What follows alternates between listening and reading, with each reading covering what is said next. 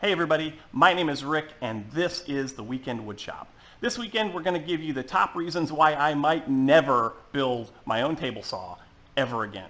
As many of you know, the saw I inherited from my dad became unusable, so I decided to build my own. These are the reasons that gave me pause when I built the saw in the first place, and ultimately why I might never want to do it again.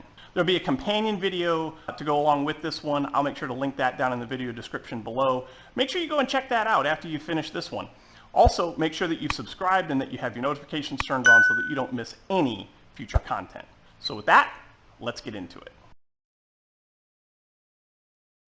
Why in the world would anyone in their right mind build their own table saw when there are so many models at so many price points available?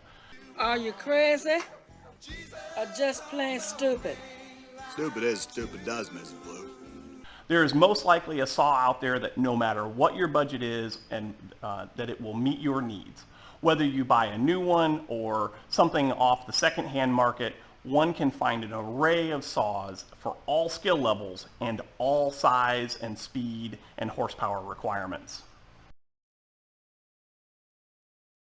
If something goes wrong, something breaks, something electrical burns up, let's face it, you are going to have to be the one to do all the diagnostics and all of the repairs. If you buy a new saw, it's probably going to come with a warranty, and most manufacturers have decent customer service to walk you through any issues that you might have. Whether it's exchanging your saw at the retailer that you bought it from, or having parts shipped to you that you have to replace, you're not alone with the manufactured saw. If you're like me and did a DIY one, you need to figure it out and you need to fix it. And you need to make the parts and you need to do all the other stuff and whatever else. This one was on the pros list as well, but it's kind of a double-edged sword. If a part breaks or if something isn't quite working the way that you want it to, you have to build the replacement for it. If you have a busy lifestyle and you do woodworking as a hobby or just want to make some sawdust, but can't because your saw is broken and will continue to be broken until you rebuild your lift mechanism, that can be very frustrating. Definitely something to consider that there is no warranty on a saw like this. You are the warranty. During the process of building my saw, there were many times that I wanted to give up. I didn't know what I was doing. I like to tinker, but I am not a design engineer. I don't know the first thing about stress calculations. I know a little bit about structural support from my previous career in construction, and I'm an electrician by trade, so the electrical work was pretty easy. Whoa!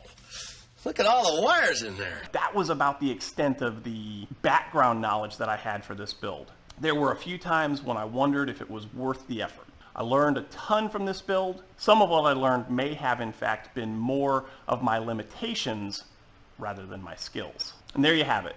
The top reasons why I may never build another table saw again in the future.